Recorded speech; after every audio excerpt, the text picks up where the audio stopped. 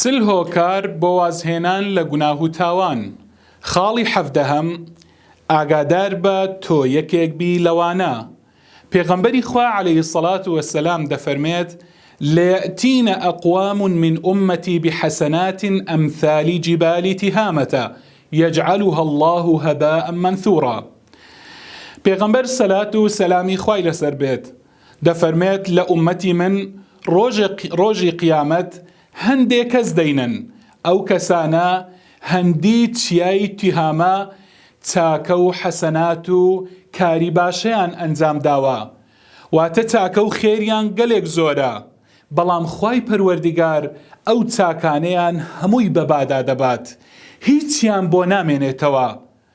سەحابە پرسیاریان کرد: ئەی پێغەمبەری خوا صلی الله عليه وسلم، من هم یا رسول الله؟ ئەی پێغەمبەری خوا چێن ئەوانە ئەوەندە چاکە و عەمەلی باشیان زۆر بێ بەڵام هەموو کارەکانیان بەبا بڕوات؟ پێغەمبەری خوا صلی الله عليه وسلم فەرمووی: ئەما ئینەهم مثلکم یوصلون کەما تصلون.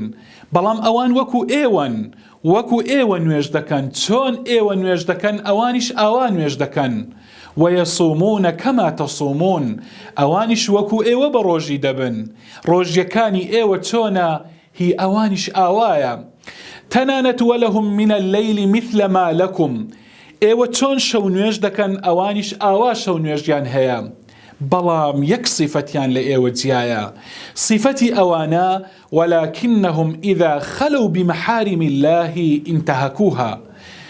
ئەم صیفەتە ئەوان لە ئێوە جیا دەکاتەوە، ئەوان هەر کاتێک کە تەنیا بوون کە کەس ئاگای لێ نەبوون، ئەو ساتە کاتێک کە گەیشتن بە گوناه و تاوان گوناه ئەنجام دەدەن.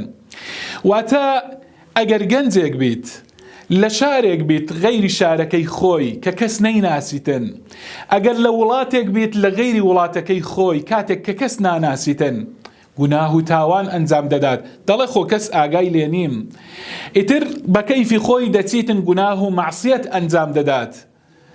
ئەگەر کەس ئاگای لێ نەبوو لە ماڵەکەی خۆیدا، داک و باب ئاگایان لێ نەبوو گوناه و مەعسیەت ئەنجام دەداتن.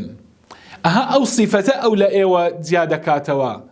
بەڵێ هەر کاتێک تەنیا بوون، خەڵکی ناسیا و ئاگای لێ نەبوون، ئەوان گوناه و تاوان ئەنجام دەدەن.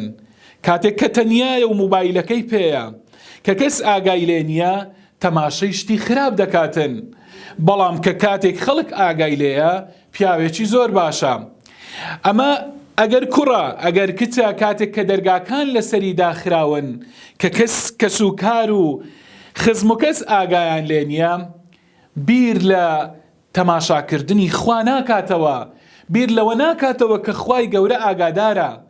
بەڵێ ئالەو ساتانەدا تووشی گوناه و تاوان دەبن، دەست بە گوناه و تاوان دەکەن، یعنی گوێ بەوە نادەن کەوا خوای پەروەردیگار ئاگاداری کارەکانیانە.